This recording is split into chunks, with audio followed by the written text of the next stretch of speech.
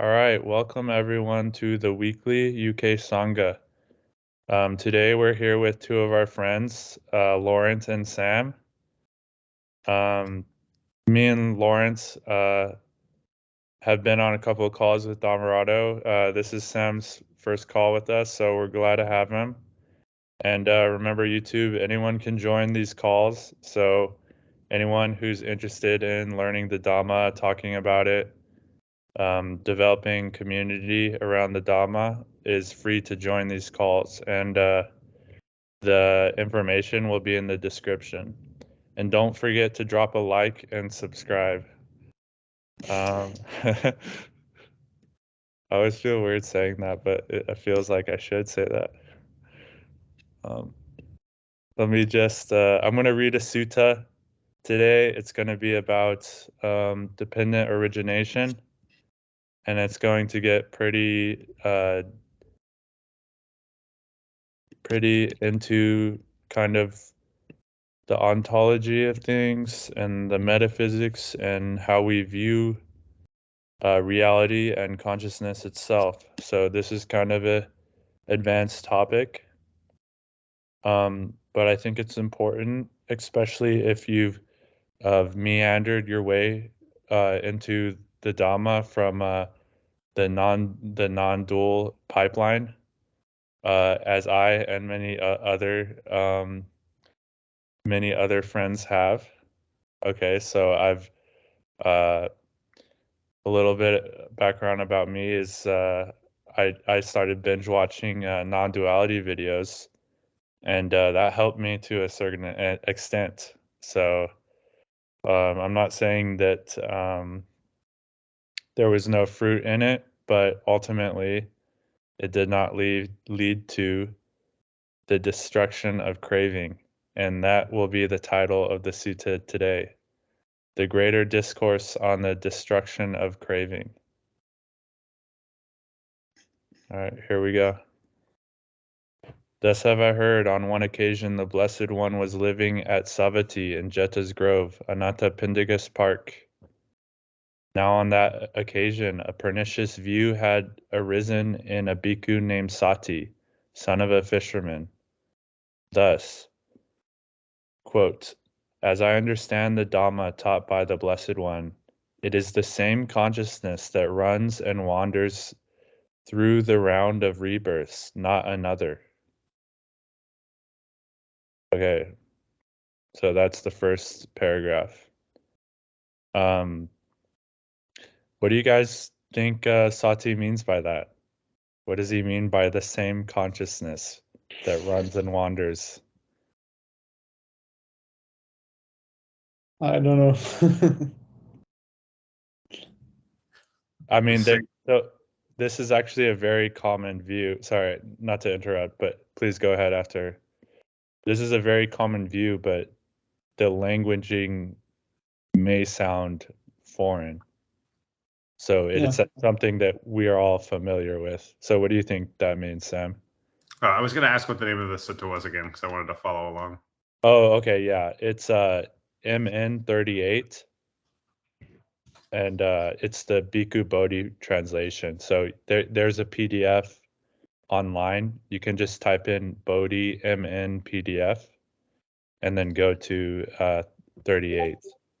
And the page number would be like 351. Okay, so I'm gonna explain. It means that essentially there's a continuous entity here, a continuous consciousness, a continuous awareness, and it's the same underlying soul, or it's the same underlying self that is here now, that goes to other places and moved to here from the past.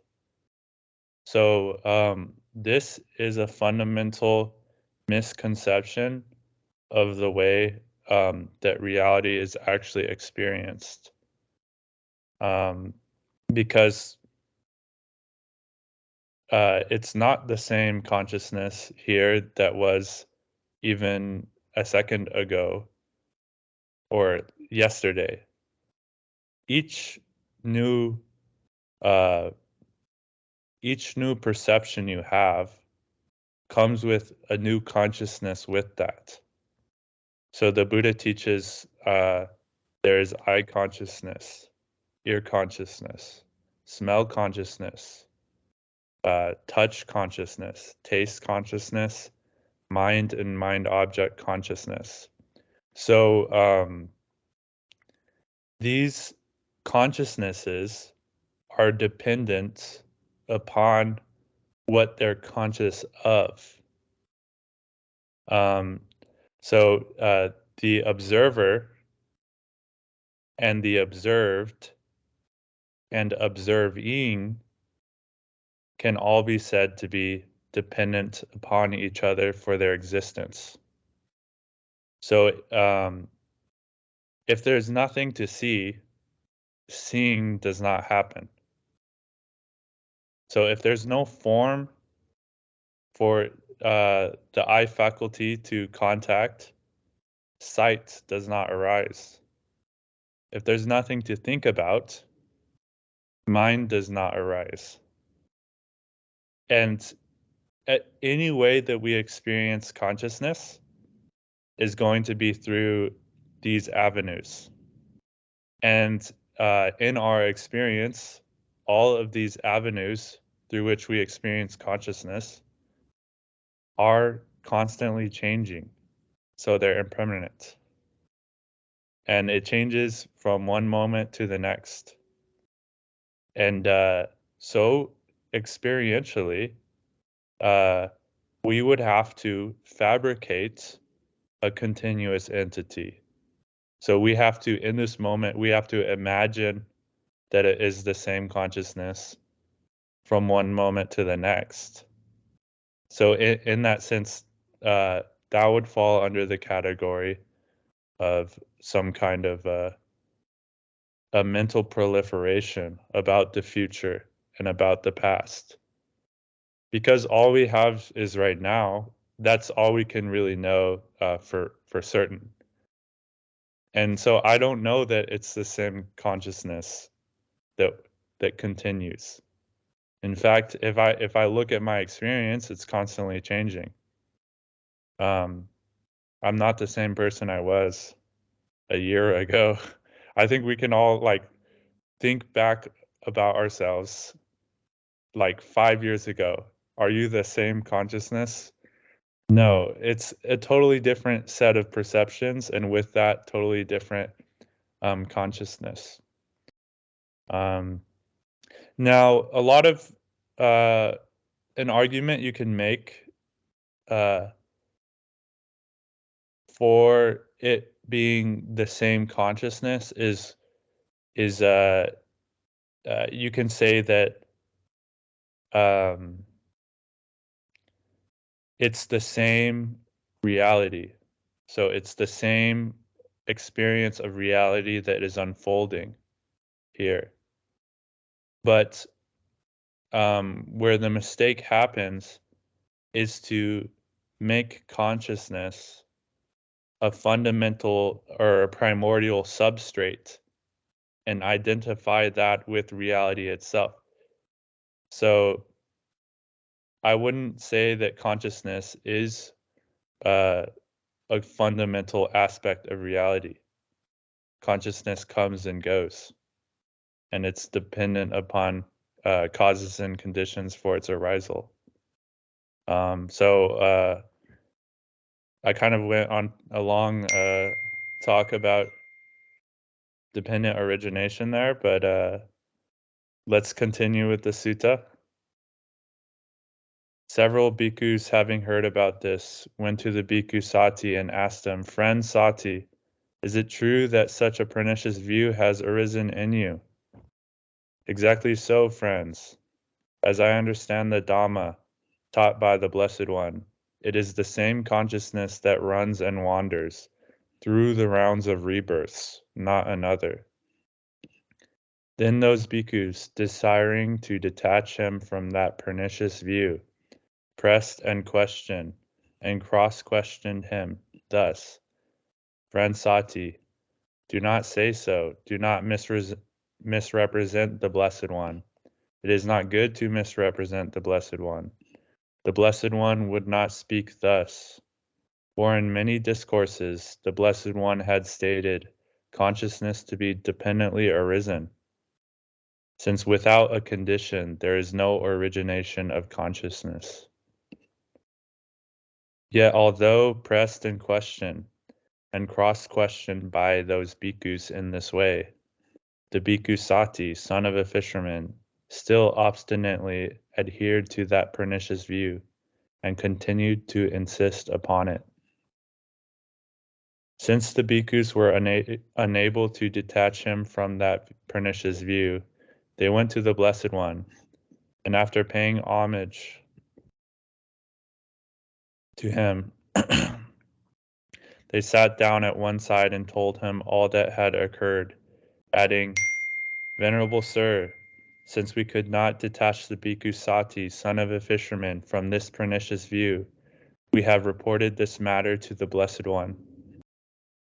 Then the Blessed One addressed a certain bhikkhu thus, "Come, bhikkhu, tell the bhikkhu Sati, son of a fisherman, in my name that the teacher calls him."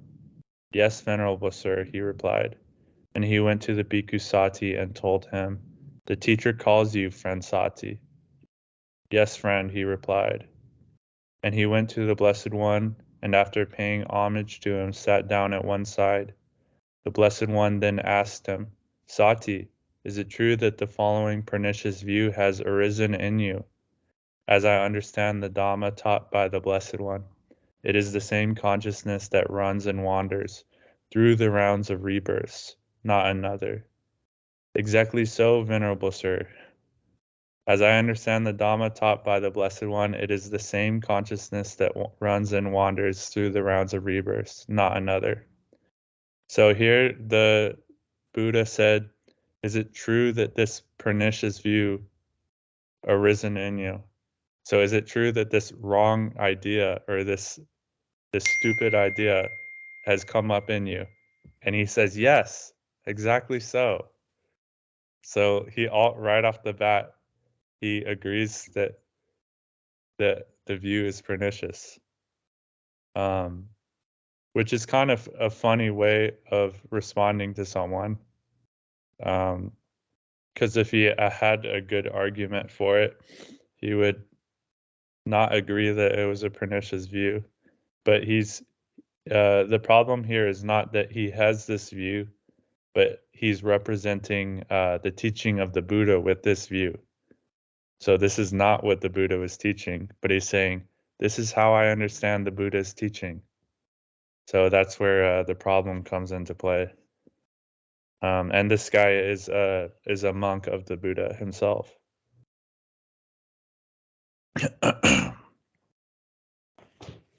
What is consciousness, Sati? Venerable Sir, it is that which speaks and feels and experiences here and there the result of good and bad actions. Misguided man, to whom have you ever known me to teach the Dhamma in that way? Misguided man, in many discourses have I not stated consciousness to be dependently arisen, since without a condition there is no origination of consciousness. But you, misguided man, have misrepresented us by your wrong grasp and injured yourself and stored up much demerit, for this will lead to your harm and suffering for a long time. Then the Blessed One addressed the bhikkhus thus, "Bhikkhus, what do you think? Has this bhikkhu Sati, son of a fisherman, kindled even a spark of wisdom in this Dhamma and discipline?" "How could he, Venerable Sir? No, Venerable Sir." When this was said, the bhikkhu Sati, son of a fisherman, sat silent, dismayed, with shoulders drooping and head down, glum, and without response. Then, knowing this, the Blessed One told him, "Misguided man, you will be recognized by your own pernicious view. I shall question the bhikkhus on this matter." Then the Blessed One addressed the bhikkhus thus, "Bhikkhus, do you understand the Dhamma taught by me as this bhikkhu Sati?" son of a fisherman. Does when he misrepresent us by this wrong grasp and injures himself and stores up much demerit? No, venerable sir, for in many ways the Blessed One has stated consciousness to be dependently arisen, since without a condition there is no origination of consciousness. Good bhikkhus, it is good that you understand the Dhamma taught by me, for in many discourses I have stated consciousness to be dependently arisen, since without a condition there is no origination of consciousness. But this bhikkhu Sati, son of a fisherman, misrepresents us by his wrong grasp and injures himself and stores up much demerit. For this will lead to the harm and suffering of this misguided man for a long time. Okay. Before I go on, is there any comments about that? Thoughts? Interpretations? This is the Pali Canon, so it's open to interpretation. So what do you guys make of it? What do you think about it? To me, it feels super straightforward so far, right? Like he's basically just dunking on Sati like repeatedly to make sure like nobody missed the point. Basically saying like this guy is wrong, he has a wrong view, and I've said it a whole bunch of times. And then they sort of repeats that over and over again. And it seems like the point of this sutta, or at least the part we've read so far, is to really hammer home this one specific point to make sure that there's no sort of ambiguity about what he meant. Yeah, exactly. So you can see enlightened beings do this a lot. If you come to an enlightened being with a misrepresentation of their teaching or a wrong view from the vantage point of their teaching, they're going to dunk on you hard and then make sure everyone knows that you're wrong. And it's kind of like the reason why that's valid is because if you were actually right and you come to an enlightened being, like to prove that you're right, but it's not what he teaches, and the fact that you can be embarrassed by everyone and then feel now you've completely like now you're like in a state of shame and guilt. Obviously that wasn't a right view to have. If you have an authentic view of reality, like no one can take that away from you. So if you have actually discovered a fundamental truth through your experience, nothing anyone says, even the Buddha himself, is going to be able to affect that. So this is an example of that. Welcome, DJ. Hey. This is an example of that happening within the Sangha of bhikkhus. And it's up for much debate, this consciousness issue, but from my personal experiences, I look at things through the pragmatic lens of the reduction of suffering, and I have adopted both views. So I started off with the view that consciousness is our true nature, and it is the source of happiness and the ground of being, and it is the same consciousness that continues from moment to moment, from lifetime to lifetime, and is the eternal self, or it's taken to be God essentially, and it's taken to be Brahman. So Atman equals Brahman. So there's this very Hindu, very ancient idea and view of consciousness. But that may take you to some degree of liberation, but it's not going to lead to final nibbana, because the problem is that there is going to be still some self-identification there and some clinging left over. So you may become one with everything, and you may experience consciousness to be eternal, timeless, expansive. But if you have this experience has arisen, and this experience has stayed, and then it has vanished. So that entire experience is impermanent, therefore not worth clinging to. So even if you have a kind of everything is consciousness experience, and now you make a new self-identity out of it, you say, this is me, that's going to cause more suffering.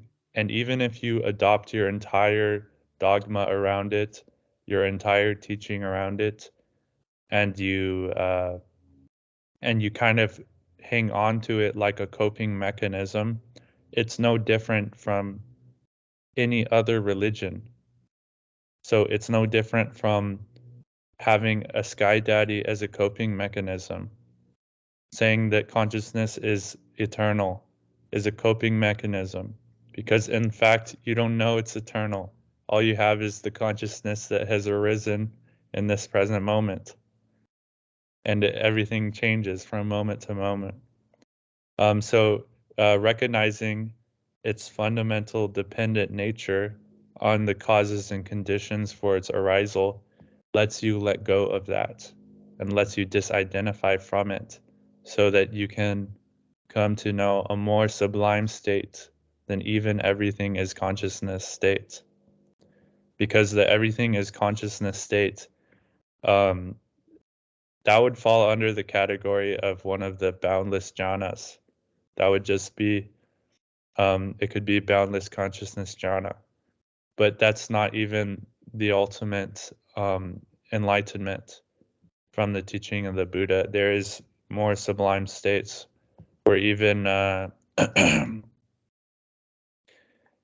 even boundless consciousness is seen to be not self and impermanent. So boundless consciousness is kind of like you've taken out the location processing system of your perceptual mechanisms, to the point where you experience your whole field of perceptions as consciousness, and as consciousness with a self there. So you're experiencing everything, but there's still an interpretation of that experience to the extent that the self arises. But there is not the interpretation of that experience to the extent that a body and a location arises. But there is still a way to even deactivate the interpretation process of self, so that experience is just experience there, and there's no self to take credit for it or say this is me. And that is an even more sublime experience. So again, the Buddha only teaches one thing: dukkha-nirodha. So this is all about the cessation of suffering and how that operates. So it's not about becoming attached to any views of the ontological truth of reality, or the true nature of reality, or what is my true nature. You can use these as tools, of course. You can say my true nature, when I don't add all this dukkha processing on top of things, is dukkha-nirodha. So really what the Buddha teaches is subtracting stuff out of the equation, subtracting the causes and conditions for suffering to arise. And so you can say that's the natural state of things. You look, I visited a Wat nearby recently, and I was talking with the abbot there, and we sat by a koi pond, a very beautiful koi pond, and we were having a conversation about the Dhamma, and we started talking about nibbana. So what does nibbana mean? It's a negative, so it means extinguishment, so cooling off, the dissipation of heat, not the addition of something. So nibbana would be the extinguishment of desire, craving. But anyways, we're talking about nibbana, and he's not very fluent in English, so he's like, yeah, nibbana. He's like, look at the fish, nibbana. And then I just looked at the koi fish peacefully swimming. There's no self there. There's no attachment there. There's no craving. There's no identification. It's just kind of a natural order of things, or the natural state of things as they actually are.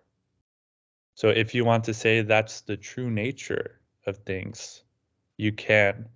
But I think a more precise way, instead of saying it's my true nature, it's that's me, which makes a self, you can say simply seeing things as they are. So this is how the Buddha words it. Knowledge and visions of things as they actually are. So seeing clearly the truth of reality rather than creating a new identity out of some kind of true self. But anyone who's enlightened, who does teach a true self-teaching, is pointing to that same experience of the cessation of suffering, or is pointing to that same experience of seeing things as they are in the moment, even though they may teach it with a true self-teaching. But I've done both, and I found the Buddhists to be more efficient, more surgical. And I think it's overall just a more ingenious teaching of the way to go about this awakening process. Okay, so I'll continue with the sutta unless anyone has any comments or questions to share. Okay. Conditionality of consciousness. Bhikkhus, consciousness is reckoned by the particular condition dependent upon which it arises. When consciousness arises dependent on the I form, it is reckoned as I consciousness. When consciousness arises dependent on the ear and sounds, it is reckoned as ear consciousness. When consciousness arises dependent on the nose and odors, it is reckoned as nose consciousness. When consciousness arises dependent on the tongue and flavors, it is reckoned as tongue consciousness. When consciousness arises dependent on the body and tangibles, it is reckoned as body consciousness. When consciousness arises dependent on the mind and the mind objects, it is reckoned as mind consciousness. Just as fire is reckoned by the particular condition dependent on which it burns. When fire burns dependent on logs, it is reckoned as a log fire. When fire burns dependent on faggots as in a bundle of sticks, it is reckoned as a faggot fire. When fire burns dependent on grass, it is reckoned as grass fire. When fire burns dependent on cow dung, it is reckoned as a cow dung fire. When fire, sorry, forgive me my immature chuckles. It's just like reading a sutta, it's very serious. It's very it's very official that what I'm doing right now. So it's like kind of like hard to maintain the serious attitude. That's another thing, is none of this is serious. It's just about being happy and the cessation of suffering. Okay. So yeah, when it's burning grass, it's a grass fire. Cow dung, it's a cow dung fire. When fire burns dependent on chaff, it is reckoned as a chaff fire. When fire burns dependent on rubbish, it is reckoned as a rubbish fire. So too, consciousness is reckoned by the particular condition dependent on which it arises. When consciousness arises dependent on the I and forms, it is reckoned as I consciousness. When consciousness arises on the mind and mind objects, it is reckoned as mind consciousness. Bhikkhus. Bhikkhus, do you see this has come to be? Yes, Venerable Sir. Bhikkhus, do you see its origination occurs with that as nutriment? Yes, Venerable Sir. Bhikkhus, do you see with the cessation of that nutriment, what has come to be is subject to cessation? Yes, Venerable Sir. Bhikkhus, does doubt arise when one is uncertain thus? Has this come to be or not? Yes, Venerable Sir. Bhikkhus, does doubt arise when one is uncertain thus? Does its origination occur with that as nutriment or not? Yes, Venerable Sir. Bhikkhus, does doubt arise when one is uncertain thus? With the cessation of that nutriment, is what has come to be subject to cessation or not? Yes, Venerable Sir. Bhikkhus, is doubt abandoned in one who sees as it actually is with proper wisdom thus? This has come to be. Yes, Venerable Sir. Bhikkhus, is doubt abandoned in one who sees as it actually is with proper wisdom thus? Its origination occurs with that as nutriment. Yes, Venerable Sir. Bhikkhus, is doubt abandoned in one who sees as it actually is with proper wisdom thus? With the cessation of that nutriment, what has come to be is subject to cessation. Yes, Venerable Sir. Bhikkhus, are you free from doubt here? This has come to be. Yes, Venerable Sir. Bhikkhus, are you free from doubt here? It is its origination occurs with that nutriment. Yes, Venerable Sir. And I'm just going to stop to make some comments about this. This is actually an instruction for looking at the way things are. So it's not a dogma to be taken. It's not to be taken as a new belief of the way things are. But the Buddha is actually saying, see for yourself. What is the nature? How does my consciousness operate? And you can look and you can begin to deconstruct your experience based on the form of consciousness that arises. So vision arises, thoughts arise, the mind and the mind objects, sensations in the body arise, smells arise, sounds arise. And these experiences are all happening independently. So, I mean, not independently as in they're not dependent on what they perceive, independently from the different senses. So the experience of my body is an independent experience from the vision that I experience. They're two different forms of consciousness in that sense.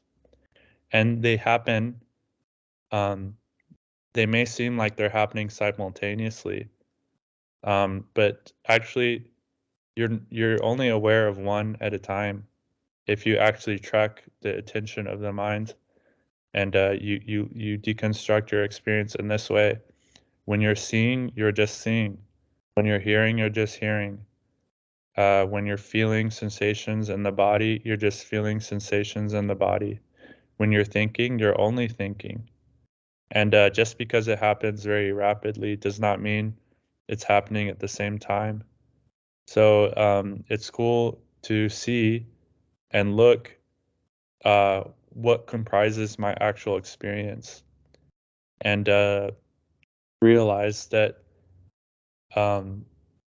these things dependent on each other. So if you remove one, the other subsides.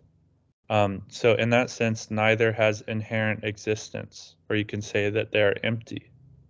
So this is what they mean by the five skandhas are empty. So everywhere we experience dukkha, in the body, in the mind, in the sounds, in the sights, in the touch, it's inherently empty in the sense that the causes for its arisal are dependent in nature. So you can't have one without the other. Another way to think of dependent origination is just think about it from a scientific point of view. A tree is dependently arisen. What is it dependent upon? Well, it's dependent upon the ground. It's dependent upon the water, the soil. It's dependent upon the seed. It's dependent upon the plant, the previous tree it came from. It's dependent upon the sun. It's dependent upon the entire ecosystem. And you can look, what is actually a tree? A tree is dependent upon its constituent parts. And you can take each constituent part and say, this part is dependent upon all these other parts for its arisal. So in that sense, each of the constituent parts, each of the points, each of the nodes in Indra's net, so to speak, is inherently empty of independent existence. So it does not exist without a cause and a condition. Take away the causes and condition, and it disappears. So this is a way to understand emptiness and dependent origination. And the way that you can understand it is twofold. So you can understand it on a conceptual level, which is very useful to start, but you can also understand it and see for yourself in your visceral experience the dependent nature of the perceptions that you're having, of the thoughts that you're having, of the feelings that you're having, and most importantly, of the dukkha that you're having. So if you understand dependent origination, you understand the Dhamma in its totality. So the Four Noble Truths is essentially dependent origination teaching. It's just more concerned about the problem here. So the problem here isn't all the experiences we're having. That can actually be very fun and very good time. We can enjoy being alive. The problem here is the dukkha. But the good news is that the dukkha does not arise without certain causes and conditions, namely not doing the Eightfold Noble Path. So doing the Eightfold Noble Path is stopping doing all the things that come from ignorance, that is the cause and condition for suffering to arise. So this is dependent origination, and you can understand it. It applies to different things, and you can understand it on more profound scale of things, and even on just a conceptual framing of reality is useful. It's totally in line with scientific understanding of things. If we look at physics and we look at even sorts of like complicated new physics, we can see it even more that things are dependently arisen. So a double slit experiment. So the position and the nature of a photon, how it acts, whether it acts like a particle or acts like a wave, is dependent upon the observation of it. How trippy is that? That's scientifically tested. And this is what the Buddha was talking about a long time ago. So yeah, I think it's pretty cool. Okay, here we go. Bhikkhus, are you free from doubt here? With the cessation of that nutriment, what has come to be is subject to cessation. Yes, Venerable Sir. Bhikkhus, has it been seen well by you, as it actually is, with proper wisdom thus? This has come to be. Yes, Venerable Sir. Bhikkhus, has it been seen well by you, as it actually is, with proper wisdom thus? Its origination occurs with that as nutriment. Yes, Venerable Sir. Bhikkhus, has it been seen well by you, as it actually is, with proper wisdom thus? With the cessation of that nutriment, what has come to be is subject to cessation. Yes, Venerable Sir. Bhikkhus, purified and bright as this view, if you adhere to it, cherish it, treasure it, and treat it as a possession, would you then understand the Dhamma that has been taught as similar to a raft, being for the purpose of crossing over, not for the purpose of grasping? No, Venerable Sir. Bhikkhus, purified and bright as this view, if you do not adhere to it, cherish it, treasure it, and treat it as a possession, would you then understand the Dhamma that has been taught as similar to a raft, being being for the purpose of crossing over, not for the purpose of grasping? Yes, Venerable Sir. All right, so that's very profound. Even this teaching about the fundamental nature that reality operates, he's saying it's just a raft for crossing over. Once you get to the other side, don't hold on to it. So that's a very different way of teaching than all other spiritual teachers and all other gurus. They say cling on to this view, and you say understand it as self and understand it as the true nature of reality, and keep holding on to it as this is me. And that causes more clinging and more dukkha.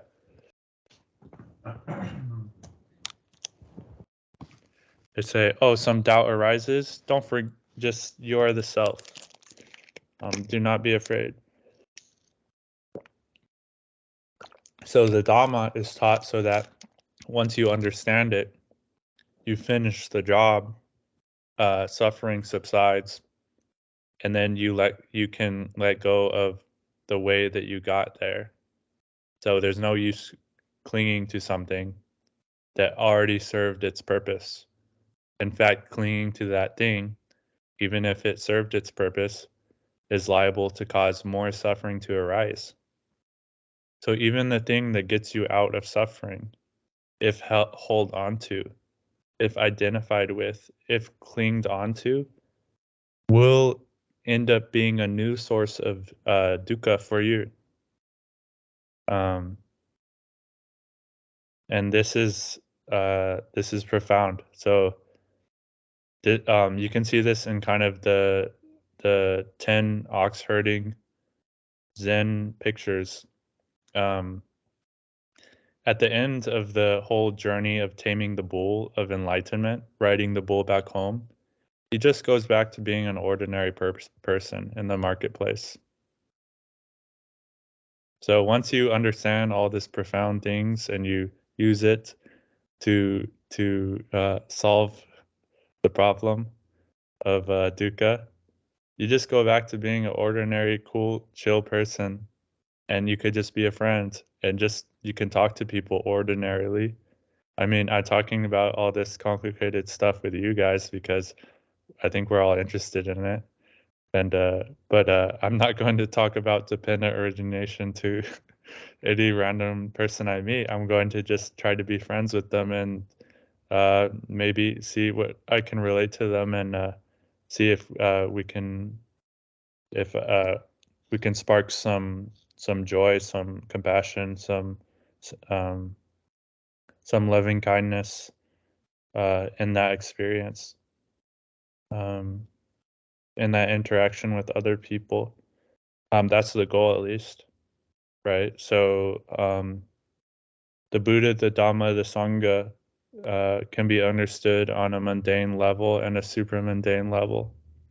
The mundane understanding of the Buddha, the Dhamma, and the Sangha is that the Buddha is some guy who died thousands of years ago. The Sangha is a group of people who shaved their heads and are living together far away somewhere. And the Dhamma is some secret hidden teaching. That would be the mundane understanding. The supramundane understanding is that the Buddha is a noble mind, or the state of mind, or the experience that is free of suffering, or is liberated, or that has the lack of suffering. That's the Buddha. The Dhamma would be the surroundings. So anyone, the Sangha would be the surroundings. So the Sangha is anyone you come in contact with. That is the Sangha. Anyone that you meet is the Sangha. And the Dhamma would be anything you do, think, touch, feel, perceive, say, would be the Dhamma from that state of mind that is liberated. So the Buddha is the experience of happiness. The Dhamma is what you do when you are happy, what you say when you are happy, what you think when you are happy, what you feel when you are happy. And the Sangha is your external environment. So everybody is your friend. You're not competing with anyone. If you're happy, if you're a light unto yourself, there's no competition with anyone in the world, because you already won. That's the reason. Not because you are adopted a doctrine of passivity or surrender or giving up, is why you're not competing. Kind of a loser victim mentality. You're not competing because you've already won. It's more of a champion mindset than it is a mindset of a meek and humble person that you may have been taught to be meek and humble in like Christianity or something. Like there's very root conditionings that teach us, oh no, it's bad to be proud. But the Buddha actually teaches pride. So once you got it, once you are actually getting the Dhamma, once you are in a state of mind that's free from suffering, you can take pride in it like a lion. No one can take that away from you. So, but that simultaneously, that experience will lead to not needing to get into petty disputes with anyone. Like, it's not even worth the effort. Why would I need to argue about this guy about how I'm right if he doesn't want to learn how to be free of suffering? Like, that's his choice. I don't, if you find yourself needing to convince other people of something, you may have to look inside and see that what I'm actually trying to do when I'm arguing with this person is convince myself that it's true rather than knowing it's true. So this is something that I've experienced along my spiritual development a lot, and I'm sure many others have, and there's no shame in it. But realizing that if we somehow we feel a frustration, a need to convince someone that something is true, it's because we are trying to convince ourselves that it's true rather than knowing without a doubt. So a very different experience, very different way to teach. And when you know without a doubt, it's more likely to become outcome as a natural thing. So it may come up naturally in the conversation, or somebody may ask you a question, or maybe just talking as friends, and there can be some kind of message to convey there, or simply the way that you are. So sometimes not doing something is doing something.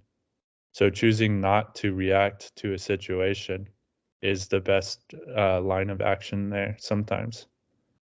So that you could see that the Dhamma is really a skill to be mastered in your everyday life. So in your interactions with family and friends, in your interactions with work, in your interactions with your boss.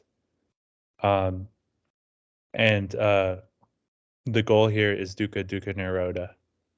So each situation is new, each situation is different, but that's the main guiding guidelines there. So it's kind of a learn by doing practice. And let's see. Oh, there's quite a bit left. This is a much longer sutta than I thought. So yeah, I'm gonna keep reading it unless someone has a discussion, and then we could something to say, and then we can continue the rest of it next time. Does anyone have anything they'd like to pop in yet, or would you just want me to keep reading it? Alrighty, I'll take that as a no.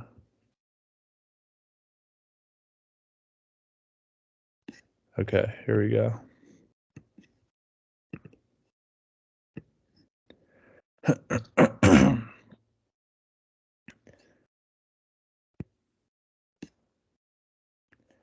Bhikkhus, there are 4 kinds of nutriment for the maintenance of beings that already have come to be, for the support of those seeking a new existence. What for? They are physical food as nutriment, gross or subtle, contact as the second, mental volition as the third, and consciousness as the fourth. So all these things are necessary for the current existence that we experience right now. Without food, the body will die. Without contact, there's no mental formations. So without something to think about, there's no thought. And that's how consciousness arises as the fourth experience. Now, bhikkhus, these 4 kinds of nutriment have what as their source, what as their origin, from what are they born and produced. These 4 kinds of nutriment have craving as their source, craving as their origin. They are born and produced from craving, and this craving has what as its source. Craving has feeling as its source, and this feeling has what as its source. Feeling has contact as its source, and this contact has what at its source. Contact has the 6-fold base and its source, and this 6-fold base has what as its source. The 6-fold base has mentality, materiality as its source. So mentality, materiality is a translation of nama rupa, which is often translated as name and form. So the process by which the mind gives name to things and the mind gives form to things. So a baby doesn't experience this process as much as an adult. Baby experiences a bird as a set of spontaneous perceptions and does not know it is a bird. So that would be the mentality, that would be the nama. The rupa would be the form. So the form would be, this is a bird and those other things aren't a bird. So the shape is outlined there. This is where my skin begins. This is where my skin ends and the external world begins. That would be a form. So it would be like a boundary between different objects. And the boundary between these objects, we give names to them. So that's what the mentality materiality is talking about here. And this mentality materiality has what as its source? Mentality materiality has consciousness as its source. And this consciousness has what as its source? Consciousness has formations as its source. And these formations have what as its source? What as their source? What as their origin? From what are they born and produced? Formations have ignorance as their source, ignorance as their origin. They are born and produced from ignorance. So yeah, this is getting pretty kind of esoteric and profound. And again, it's subject to interpretation. This is a very ancient text. So no one person is right about it. I don't think. Experientially, you can have the experiential insight of what it's talking about, and that may give you more knowledge on what it means. but even that experience is someone's interpretation about it. So I encourage you guys to ponder upon these teachings for yourself and discover your own understanding of things in your own experience. Ignorance, as I interpret it, would mean like not paying attention. So Buddha Dasa talks about wisdom at the point of contact. So the mindfulness or the awareness of things as they arise, rather than a delayed recognition of things or a kind of unconscious or sleepiness about it, which would be ignorance. So ignorance is another way to think about you're walking along, you're happy as just happy and content, and then before you know it, you're in a pile of dukkha and you're suffering again. A bunch of things happened. So you started thinking about something, those thoughts started producing certain feelings. The attention moved differently than it was.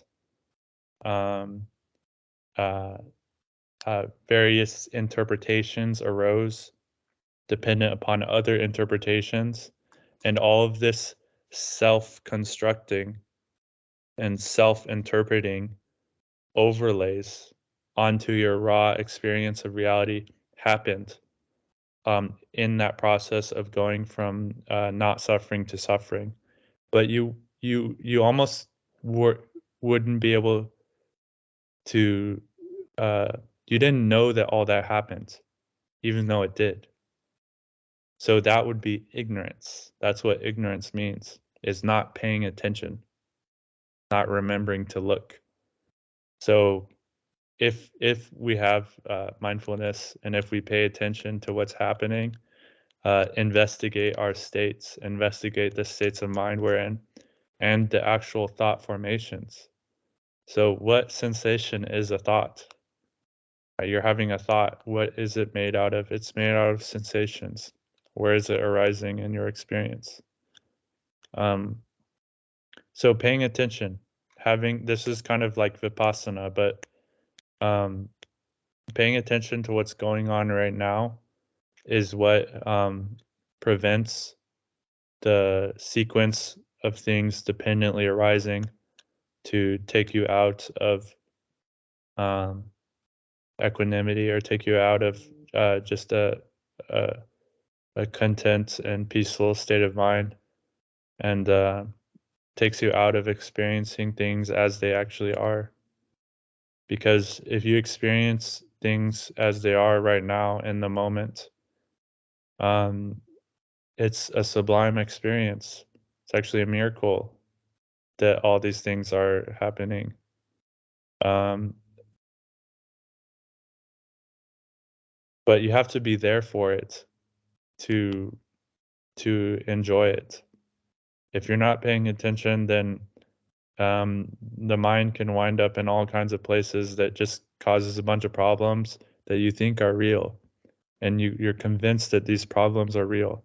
But if you wake up, you look here, all those problems are imagination. None of those problems are actually here. It's something that you think is going to happen in the future, or something that you're resenting that has happened in the past. So in that sense, those are ignorant views or ignorant perceptions, ignorant formations. They're ignorant to the way things are in the moment or in your experience as they happen.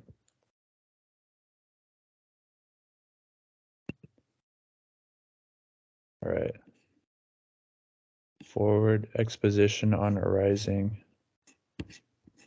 All right, so there's still like a couple more pages in this. So I think I'll put a note, I'll put a bookmark in it, and we can continue next week. Does anyone have any questions or comments or things they'd like to talk about. It doesn't even have to be related to the sutta. If you just like to talk about anything Dhamma related, anything about your life or your practice or anything like that, please feel free to go ahead.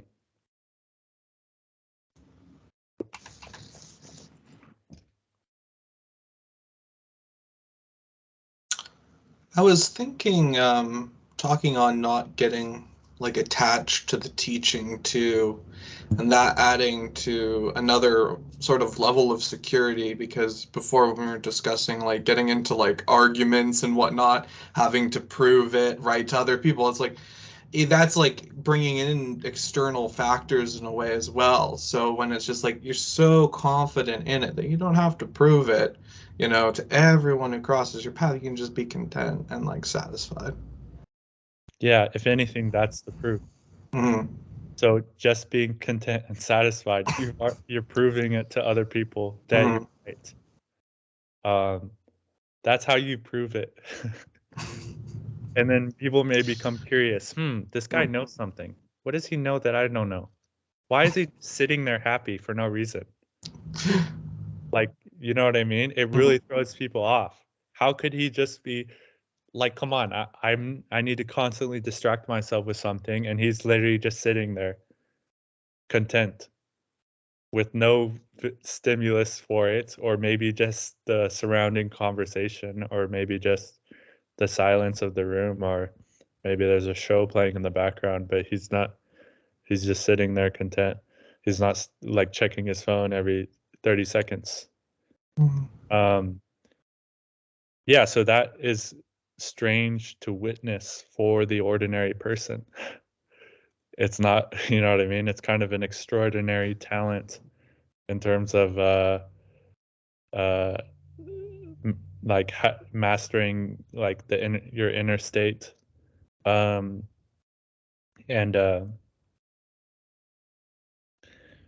also it's the most important thing for you, because the only reason why we do any of this is not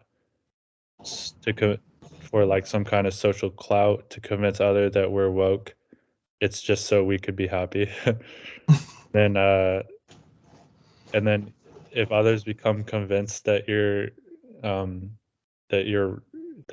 woke, that's even not as important to you. Like that doesn't even matter.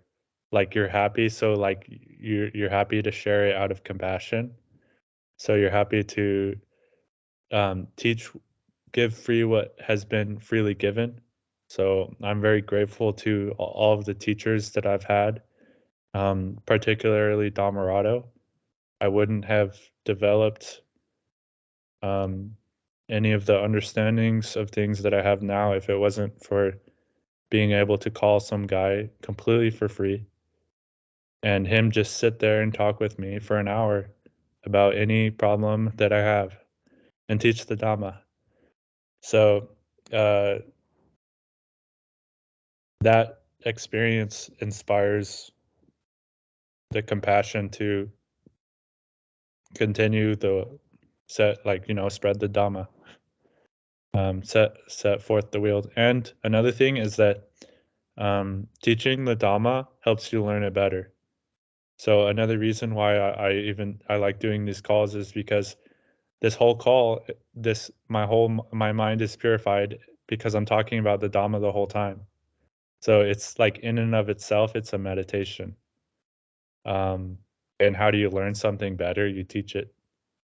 So talking about the Dhamma, that's why I think the discussion is good. The discussion, talking about it, helps you learn it. So just like coming up with your own ideas about things. So Dhammarato has his way of teaching the Dhamma.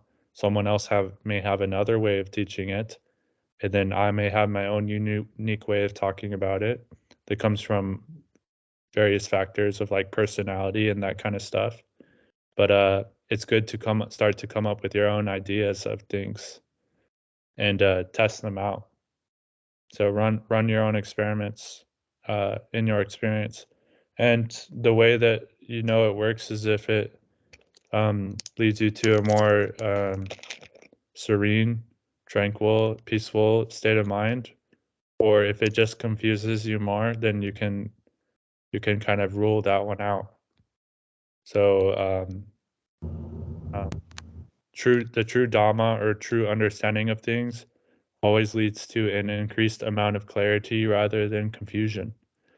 And I find in many Western Dhamma, all I see is complicated ideas and people confused and not even know what they're saying themselves, but they can come with very very complicated lines of reasoning and very weird technical analysis of things, but it's not increasing the clarity and the understanding of that person. It's probably just leading to more confusion for themselves and other people. So that's the litmus test of whether it's concerned with the real Dhamma or not.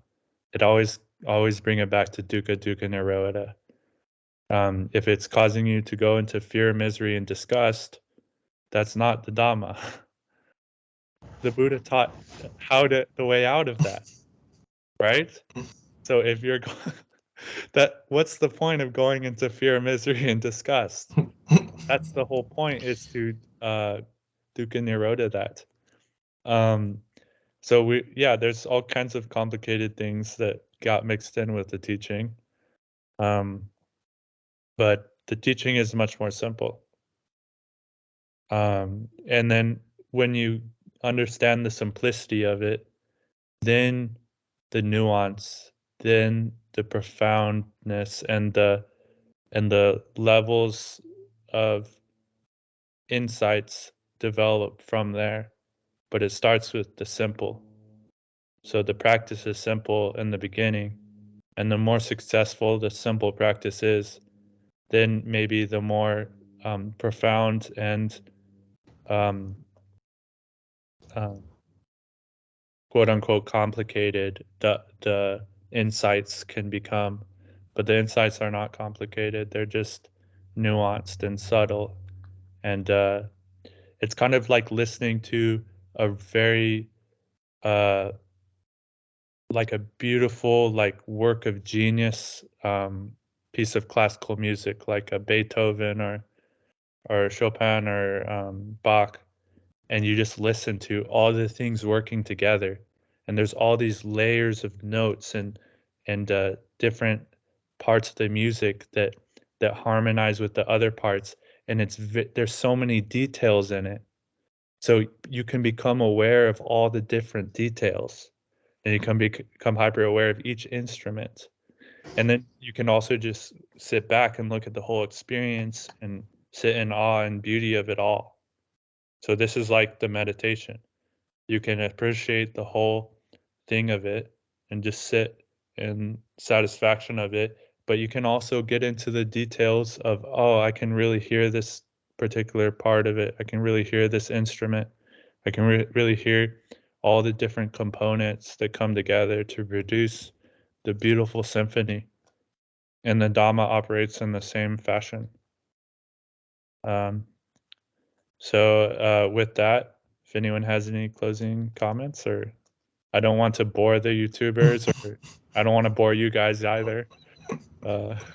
Boredom is just another challenge to have fun with. Yeah, that would be a hindrance. Yeah.